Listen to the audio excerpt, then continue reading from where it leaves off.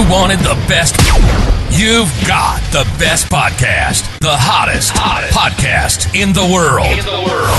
The Chris Voss Show, the preeminent podcast with guests so smart you may experience serious brain bleed. The CEOs, authors, thought leaders, visionaries, and motivators.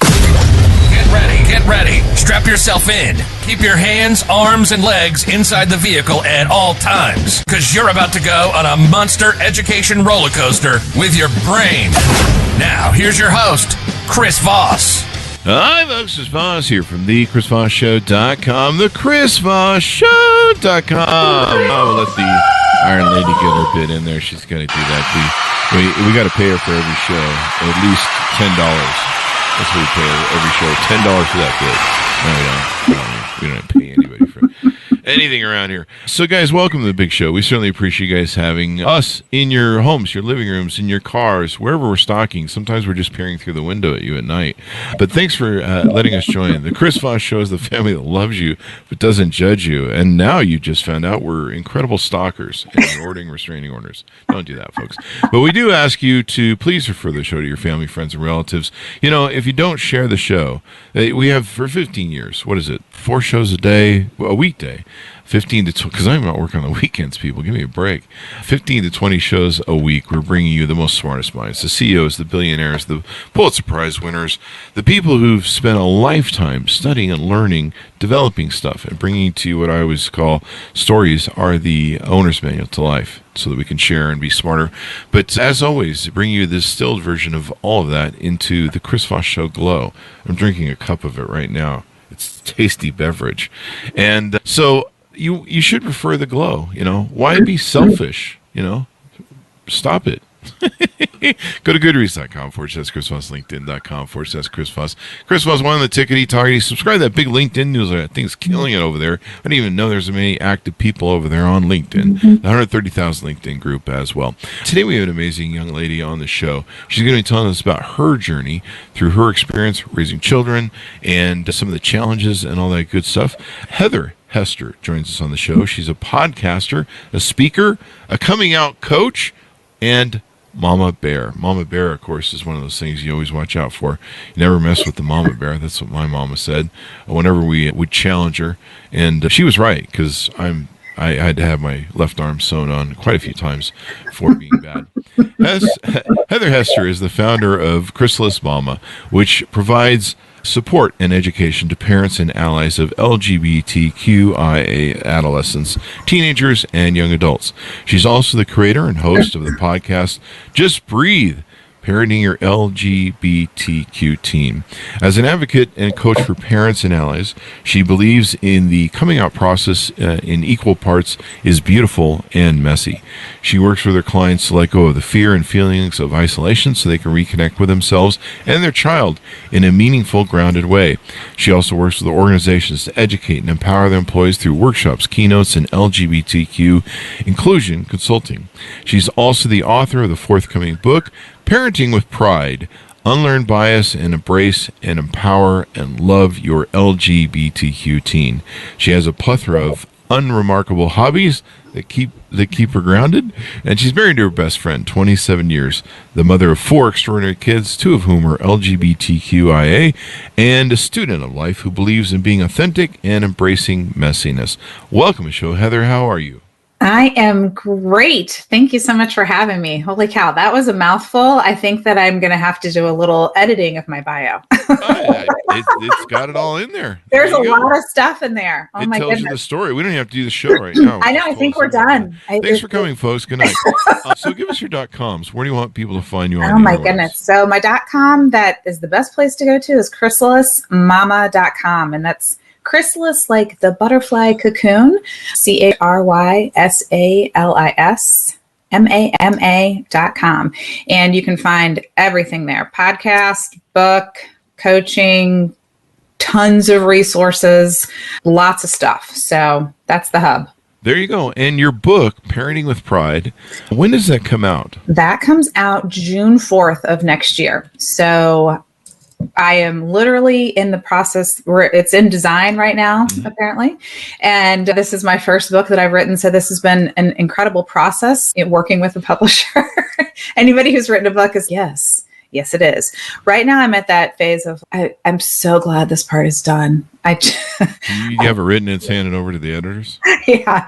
It's been the back and forth with the editor for about 6 months. And now, so by June 4th, I'm going to be super excited again. There you go. You're going to love it. When you finally cross that threshold, you earn a place that few people can get to, writing a book. So, and it's funny, people look at you different too. It gives you a whole new level of like brand. I don't know. It gives you a whole new level. People just think you're smarter. Which is really funny. Yes. I don't feel any smarter. I feel I feel like, you know what it is? It's the work that goes into writing it. And yeah, for me, it was the editing, where basically they would stomp all over your dreams and hopes, and you would hand them 50,000 words, and they would be like, "This page was good. We threw the rest out. Now start over." Pretty much. Yeah. It's pretty interesting. It's a lesson of what I learned was what do you fight for? What you're like, I will not under any circumstances let go of this. And then when you're like, all right, fine. Take it. Well, usually they're good. The main thing is they preserve your voice. That's the key. Yeah.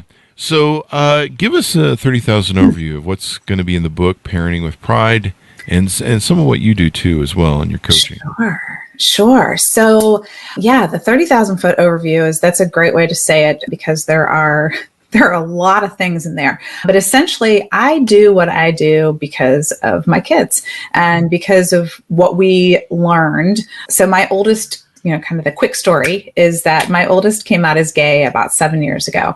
And we were A, blindsided, B, had no idea about anything. We had no family members who were gay or in the community. We didn't have friends who had kids and we didn't know where to find information. And not only was his coming out very bumpy, but he also had a lot of struggles. He was 16 at the time. So there was a lot of mental health stuff there. There was a lot of dealing with stuff at school.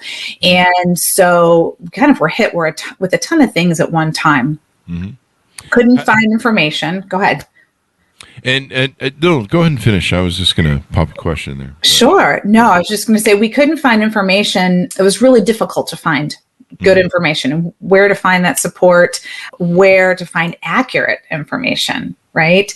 And so kind of fast forward 18 months, we got to like this sweet spot where I was like, well, we couldn't find this stuff, so I'm going to create it.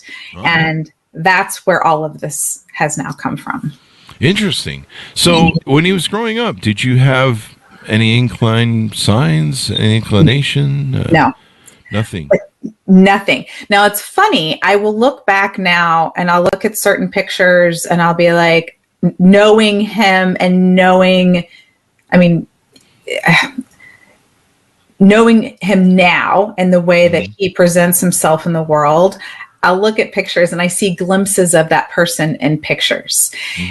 But I didn't, before he came out, just did not see it at all. And I think part of that is he was working so hard to mask a lot of things and to be this person that he thought he was supposed to be, right? That he thought he needed to be, that we wanted him to be. So there was a lot, right? Yeah, who society was telling him to be, right? He was a super smart kid. He was the oldest child. There are a lot of those pieces where he was like, well, I'm supposed to be like this and I'm supposed to be like this. So it's a lot of peeling all of that back to find who the authentic person is. There you go. And I mean, did you, as you guys were raising him, were you guys ultra religious? Sometimes they have trouble with with people from the LGBTQ community. I guess you never had any people who were gay as friends, so it was kind of hard to bridge. Yeah, I mean, we had people who that we knew from other parts of our life who were gay, but never really, thought of it. I guess never really thought about it. Now, that first question you asked is an excellent question because I actually did grow up in a very, very religious family, very like alt-right conservative Christian family. So My husband grew up Irish Catholic. So very different ways of growing up if you look at it just like in those very simple ways of looking at things, because we know life is much more complicated. But it was interesting because we actually, really without thinking about it, had decided we're doing things differently as we raise our kids. And so there were a lot of conversations, and we thought that we had been doing a pretty good job of let's talk about things, like let's be a lot more open about things. We did not do a good enough job. And I think part of that was knowing, well, this is where mom came from. This is what grandma and grandpa think. This is what, aunts and uncles say. And so that was a huge piece of our initial story, and moves into today. But certainly, for me especially, it was like that moment when he came out, I was like, oh my gosh, all of those things that I've been told my entire life, they cannot be true. They cannot possibly be true. And I'm going to figure this out, and I'm going to find all the answers. And so I've had a major shift in my life. And I think, my husband and my kids, because of that as well. So there you go. So how did it go down? I mean, did he sit down with you and just come out to you, or were there things happening and you it was kind of becoming obvious? No, actually his story is pretty awesome. My husband and I actually were out of town. We were on a couples retreat halfway across the country, and my parents were staying with my kids. Mm-hmm. And so at the time he was 16, and then my younger kids were 13, 11, and 9. Mm-hmm. And so we were gone, like literally had not even been gone 24 hours. And I get a phone call that first night from my mom. Connor's missing. We can't find him. I was like, oh. Right? It's like the thing that no parent ever wants to hear, ever. And so I was like, well, have you called so-and-so? Have you looked, I knew his sister was up, so I'm like, have her look on Find My Friends, right? All the things. Look on the Snap Map, like all the things that the kids do. And anyway, called the people, looked, couldn't find him. About 2 hours go past. We've called through everybody we can think of. And it's, mind you, 1:00 in the morning, Chicago time. So it's the middle of the night too for people here. Wow. And so finally I'm texting him, because I knew his phone was not off, because his phone was just ringing. Uh-huh. And so I texted him. I was like, I'm calling the police. The police are coming to find you. And within a minute or two, he called me. Uh-huh. And crying, like sobbing. And I was just like, what is going on? Are you okay? And he was like, Mom, I've got to tell you something. And I was like, what? Are you okay? And he's, I'm fine, but I'm gay. And I was like, well, thank God, because I thought you were dead. Like, I literally was like, awesome. I do not care. I mean, this is fantastic news. So my husband, of course, is like standing there. What is he saying? What's going on? And I'm like, don't worry. He's just gay. Like, it's all good. Our son is alive, and we're going to figure this out. So, kind of fast forward, it was a very exciting coming out. And it was also the, don't tell grandma and grandpa. So really? I'm like, you just need to get home. I'll stay on the phone with you until you're safe. I will call grandma and grandpa. They do not need to know anything. And in fact, they didn't know for another 1.5 years after that. So, but yes, so that's how it all began. There you go. And I bring that up because I think, parents need to look for openings, look for signs, and be open to things. I don't know. I wonder how most people, deal with their children coming out. I imagine if they're highly religious, it's really a problem. I think it's much more of a problem if there is, any kind of religion involved, or any kind of, rigid rules are involved. I know from, a lot of families that I've worked with who are much more open in the way they discuss things in their home. Their kids have still, in some cases, surprised them with the news. They didn't see it coming, but it came to them much more in a conversational way. So it was like, watching TV and their child says, oh, by the way, and so it's the right BTW. Just thought you should know. Chips, by the way, I'm gay. Exactly. Okay. Right. I mean, And in those moments, it's okay, like I love you. I see you. Thank you so much for sharing this with me. This is incredible. Is there anything else you want to share? It's very much of what we say on the outside as opposed to how we're feeling on the inside. Our inside stuff needs to be dealt with somewhere else. Yeah. And there's probably, trying to understand as parents, because I think people still try and get their head around this. They're trying to understand, did I do something? Is it me? Maybe some blame and shame. Does any of that go on? For sure. I think that's a huge first question. What did I do? Nothing. You didn't do anything. This is who your kid is.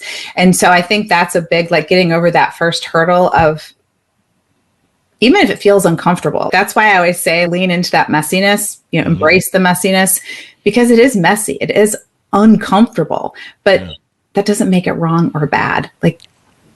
That's a very good point. It's hard enough to raise teenagers, because they are going through an identity, ego building, sort of cathartic, they're like these people who are, going from that caterpillar to the butterfly, and they're molting. And so they're molting their personality, they're molting their ego, they're trying to find their footing, and then on the social and dating and all the crap they deal with in high schools and schools of competition and popularity and all that noise. And then the pressure of trying to figure out, there's this world and you're supposed to do everything in it to make everyone happy, evidently. And so it's really hard. And then you also survived him attempting suicide, is that correct? That's correct. Mm-hmm. Yes.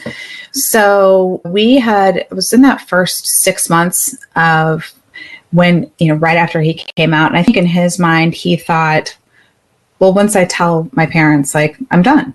Right.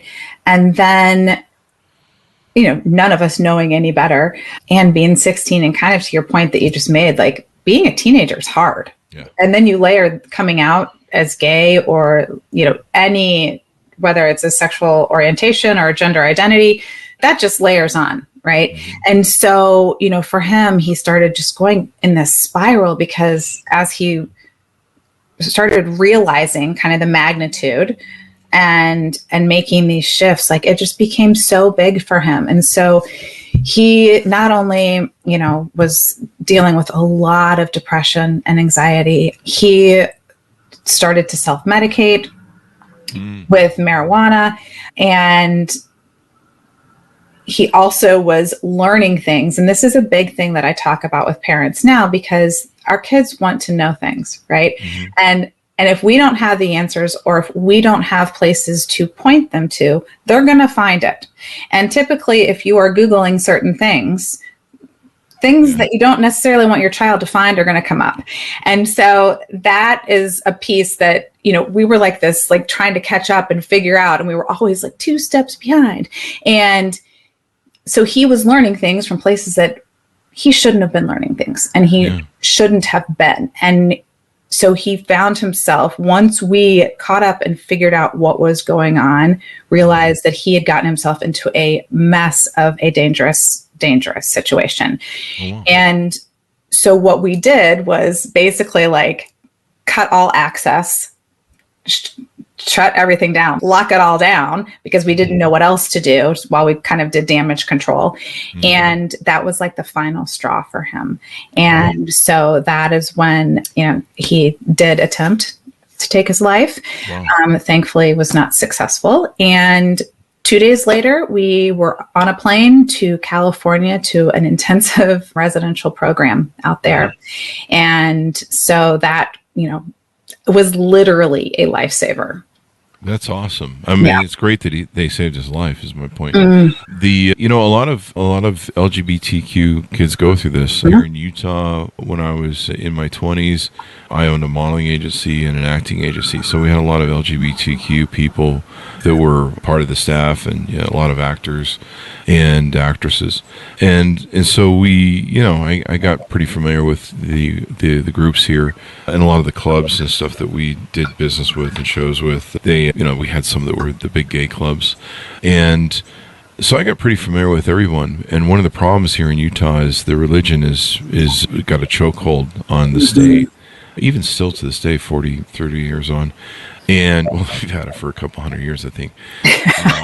But the suicide rate for LGBTQ people here is really high because the cult teaches people to abandon their family or reject people that won't stay in the cult. And I was one of them as a black sheep in my family because, I was listening to Van Halen worshiping Satan, clearly, because, everyone knows. Eddie Van Halen, clearly. Van Halen is clearly a satanic. Clearly. Those Sammy Hagar songs about love are clearly satanic. But, that was the bit. And so I know what it's like to be the black sheep of the family, but for a whole new level, they kick them out of the house, they reject them, they're living on the street. And so the suicide rate here is incredibly high. Yeah. And so I've seen what that looks like. It's not pretty. And I've seen a lot of people go down that road and not come back. And so, this is really important that families know how to navigate this and how to respond, how to deal with some of the issues. And it sounds like you went through those as you tried to figure out how to make all this work as you're trying to get your child grown up and out of the house. Yeah. Yeah, it was, and it's a probably the biggest reason that I do all of the things that I do, because it was so difficult. And I always thought, if I could make this even a tiny bit easier for another parent or another family to, not be afraid to ask hard questions, not be afraid to talk about uncomfortable things, not be afraid when things don't look like that picture perfect Instagram post, right? Like there's so many things that, yes, come at our kids all the time, but that come at parents too. And, are you doing this right? Are you doing that right? And, what's right is what, you make as a family. And so having those, like, just being really messy. Yeah. And I think people, I don't know, maybe there needs to be more training to parents, but that's another story. But I think stuff like yours helps train parents to help them know that there's a really high chance. I don't know what the odds are. Maybe we should look them up. There's a really high propensity or chance or ratio that you're going to have an LGBTQ kid. I remember seeing, I've spent enough time with people that are in the LGBT community that are friends to know that people are born this way. Yeah. I think one of the most profound things you could say to people who are like, well, they're not born that way. You just ask somebody, well, when did you decide that you're going to be heterosexual instead of gay? Right. And people go, I didn't really decide. Well, that's the same way for LGBTQ people. Exactly. They didn't really decide either. It's actually something that takes place in the brain, as far as my opinion is. There was an interesting study that they did, 60 Minutes profile it years ago, so if people want to Google it, they can, where they were trying to determine the difference between kids who grow up and are LGBTQ and kids that are not.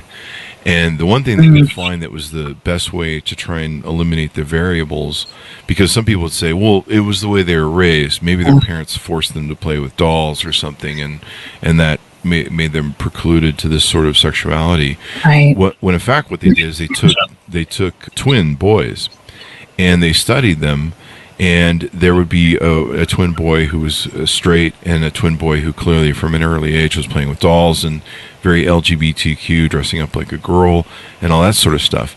And the control group for that was they were raised in the same household. They were raised by the same parents. They were raised, but because they were both twins and raised very differently at the same time, or the same at the same time, came out different, if you want to call it different, unique. Let's call it unique, maybe, or it's not even unique. It's very common actually for LGBTQ. Right. So what they found was actually there was a high propensity of the more children a woman had, at the very end, the more likely there was one to be from the LGBTQI thing. What they believe that what the body or the chromosomes and the DNA or the science of Mother Nature is trying to do, that if and they found that it actually happened in women that had either too many boys or too many girls. And so what they found is somehow the DNA is mucking around going, okay, we've put too many of one part on the planet, we need to try and turn this one a different way. And there's something that happens in the brain or whatever it is.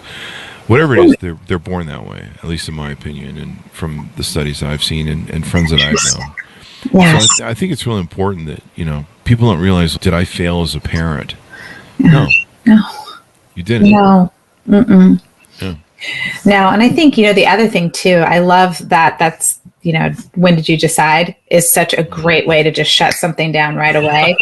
I mean, there is no quicker way to shut that down. However, the other thing that I found does work, at least makes them think a little bit, or perhaps speaks to their compassion, is if you've ever known or watched a teenager come out, you will know without question that they don't choose this, because the amount of self-loathing that most of them go through and grappling with their identity and all the things, like just watching that happen, no human chooses that. Right? That's not a choice. So yeah, that's a little longer thing to say. I like yours. I like that. I never thought of it that way. It there's so much pressure because, life tells you that, okay, what do? You get a job, you get married, you date a girl, Right. schools have their dances for girls and boys and, all that sort of stuff. And up until, I don't know, the last decade or two, there hasn't been much support or much awareness for it. I mean, we just barely legalized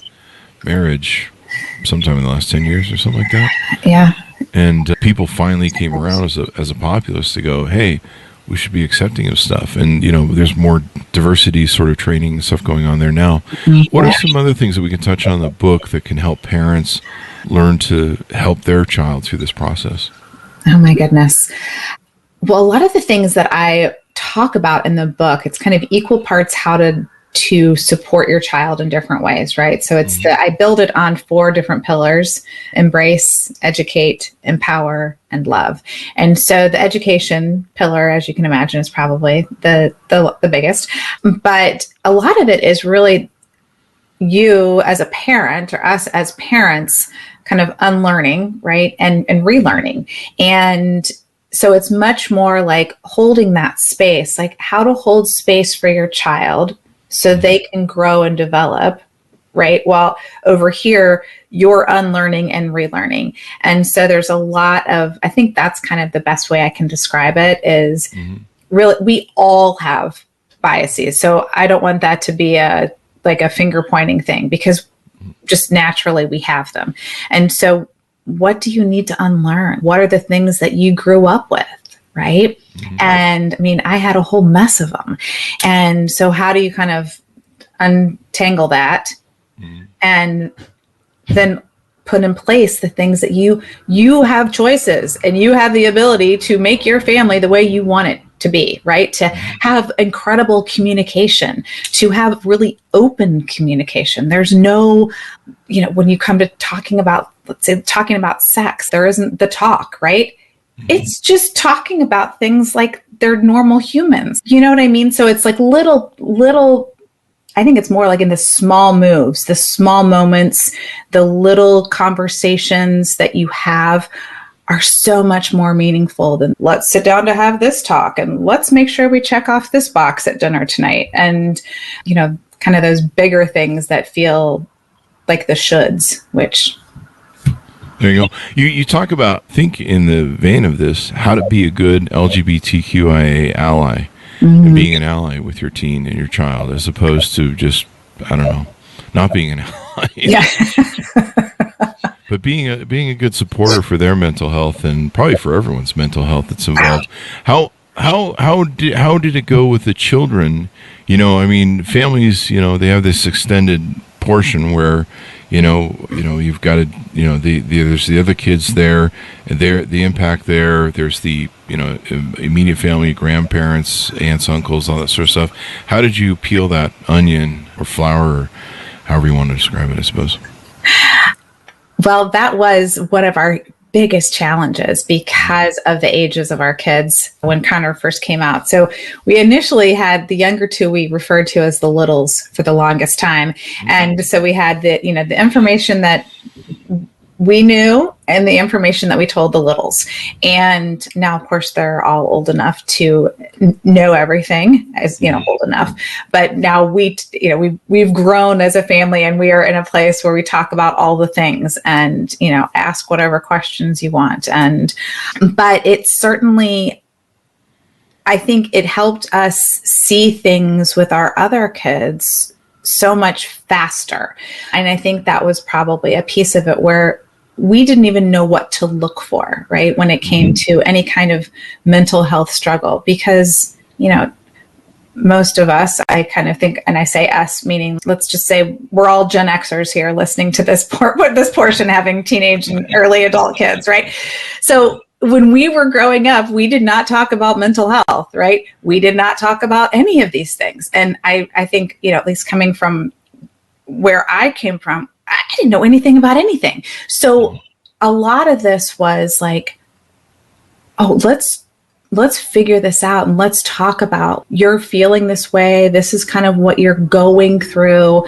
Let's find support for that. If I can't support you in that, let's find the support for that. Mm-hmm.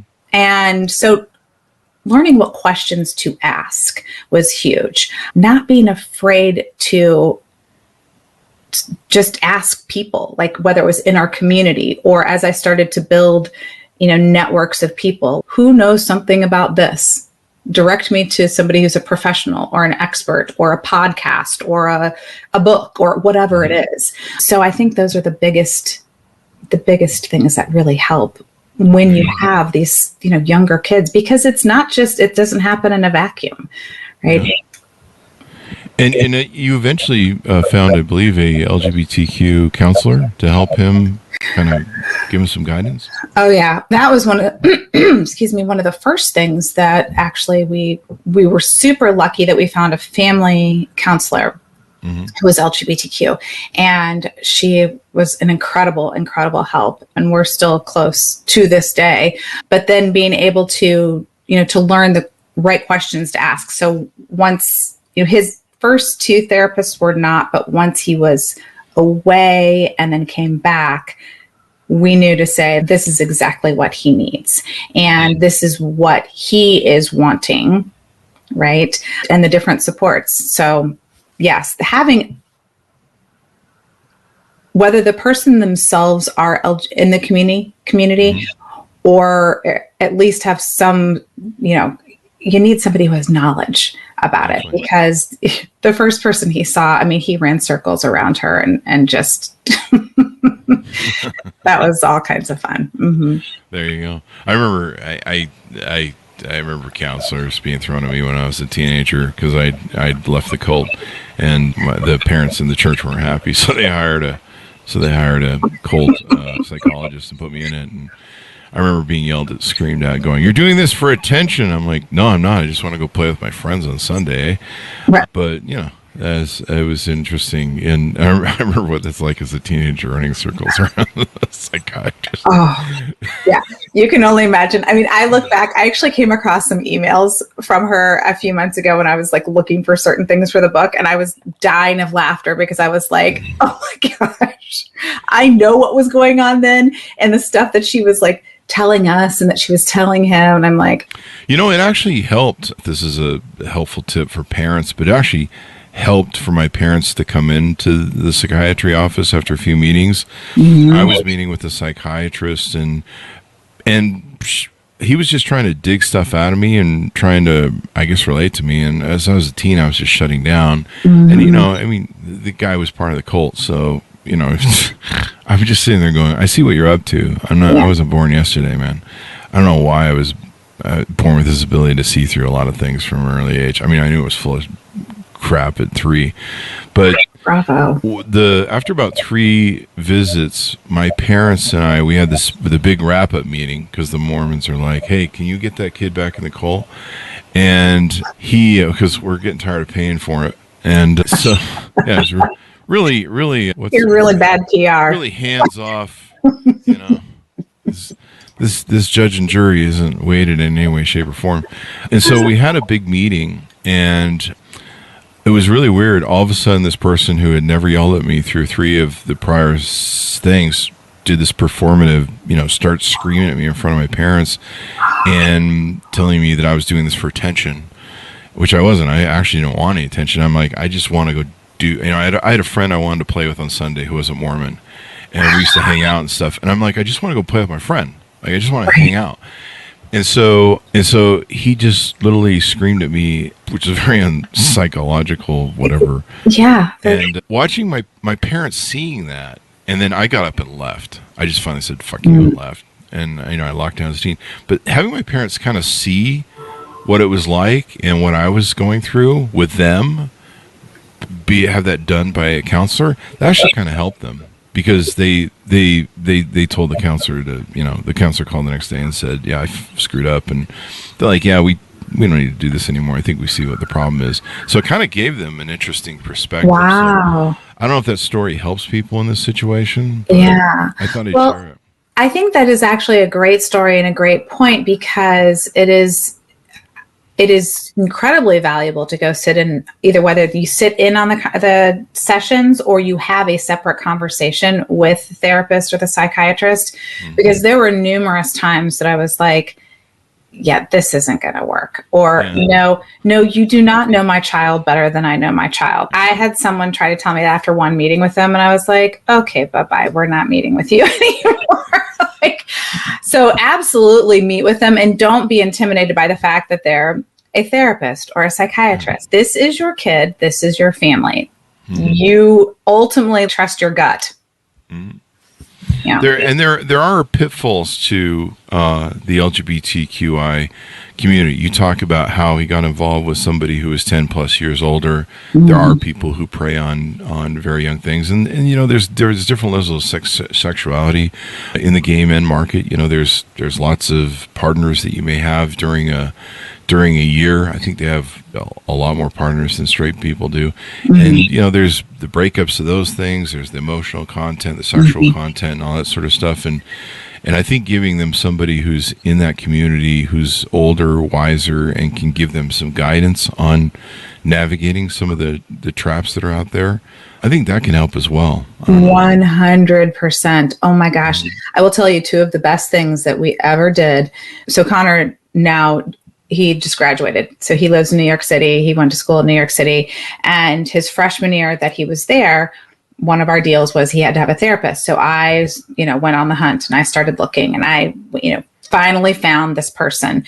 And I was like, okay, this guy's perfect. Like, I just knew in my gut, like, he was the one, but he had a wait list. So I called him, and I was like, look, this is what my kid has been through. This is what's going on. You are the perfect person for him. I need for you to make it others. Like, I drove this guy batty. I mean, I emailed him. I called him. I was that mom. I'm so sorry, all of you people who are rolling your eyes. But that is where the mama barbaric part comes, because I was like, this is the person, and my son needs somebody, to your point, who is older, who is wiser, who has been there. He is gay. Lives in New York City. Like, he had all the things and had a background that understood a lot of the stuff that Connor had been through. So that, he still sees him to this day.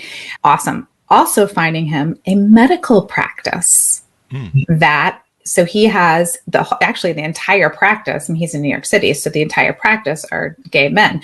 But I mean, talk about a perfect place for a gay man to ask questions that his straight mother will never be able to answer in a good way, right? I mean, there are just certain things where I'm like, I'd love to be able to help, but I honestly, I don't know. Yeah. Yeah. I think that's why it's important for, like you say, for them to have mentors and people that can help guide them. Because, I mean, I've had a lot of friends who are in the gay community, and there are some pitfalls that are out there. And there's some dangerous, and there's some predators. Wow. There's some interesting, I mean, it's a different life and different lifestyle. Yeah. And you need some help. So tell us about what you do. Tell us about your offering. I notice you've got a community on your website. You've got the podcast and some other resources, and then the stuff that you do. So tell us what you do and how people can onboard with you. Sure, absolutely. So the podcast is, available. It's been around for 4 years. Lots of content there. I think that's a really great place for people to start if they're just curious, if they, have a kid who is out, or a young adult, or just want to be a good ally. Amazing content there. And you can access that through the website or any of your platforms, Spotify, Apple, all of them. It's everywhere.